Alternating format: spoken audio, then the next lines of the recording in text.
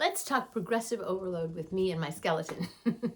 So today I was working with two different clients, and they each had just gotten a new pair of heavier weights. So for one, it was going from fives to eights. For the other one, it was going from fives to tens. And five to tens, that's a pretty big jump.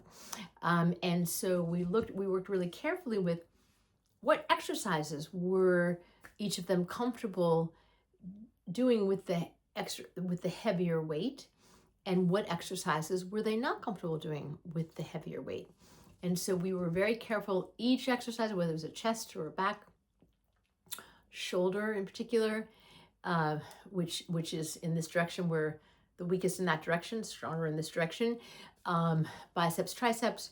We just tested really carefully which weights were they comfortable with, and that's how you do progressive overload.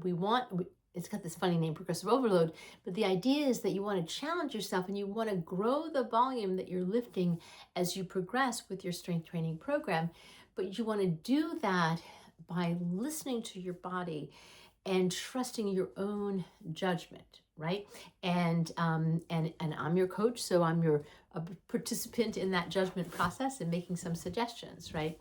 So the basic guidance is this. If I use the example of an overhead press, which you mostly can see, you're missing the top of my arms at the top of the gesture, but you mostly can see that. I'll push this away and see it more. So a shoulder head overhead press, and I've got nothing in my hands right now. If I start off and I've got fives and I build up to being able to do really comfortably a set of 12 repetitions, along with the other shoulder work that I'm doing, then I know that I'm ready for a little more volume, right? So then I can increase it from a 5 maybe to an 8 or to a 10.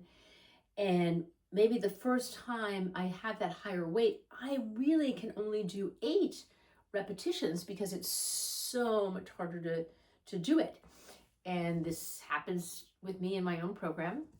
I've been building biceps lately, and so I know what I can do and what I can't do.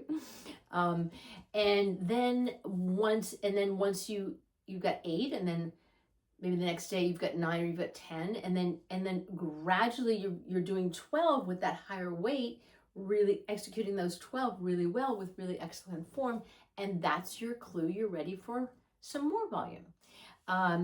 So that's the guidance on what's called progressive overload, but it really, for me, is about you controlling the progression of your strength growth from the knowledge of your body and how you feel in proper form with your breathing technique, doing your lifting.